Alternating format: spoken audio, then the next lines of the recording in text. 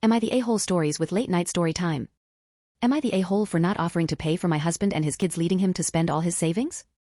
For a while now my husband John has been getting more and more angry over little things and generally moody and distant.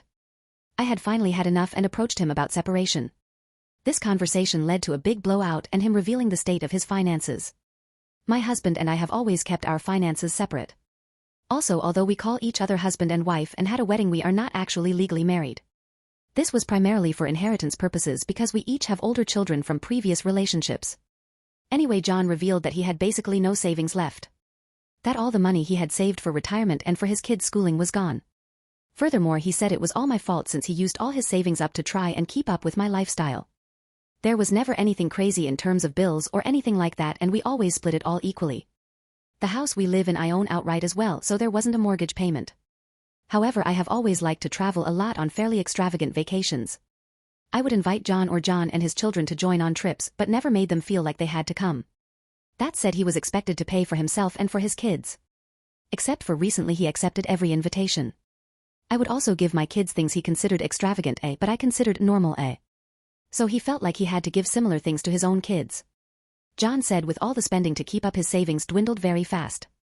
I expressed that I couldn't understand how or why he would spend all he had when he knew he couldn't afford it. He said it was like keeping up with the Joneses, only worse because it was at home, so he couldn't block it out. John thinks since I knew his job I should have had a basic understanding of his finances and realizes this wasn't a lifestyle he could maintain. That the kind thing would have been to offer to pay for the trips and other things instead of dangle them in front of his and his kids' faces. Looking back, I probably could have realized that this spending didn't make sense for his salary, but I wasn't thinking about it.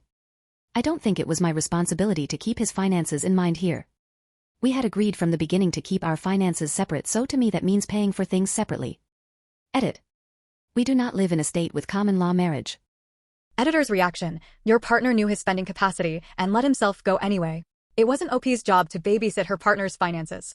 They mutually chose to have separate finances, so he was always aware of his own finances. If he felt like you were flaunting your gifts to your children, then he could have let you know spiritly. He has been immature with his finances and needs someone to blame. Like, share, and subscribe for more such stories from Late Night Storytime.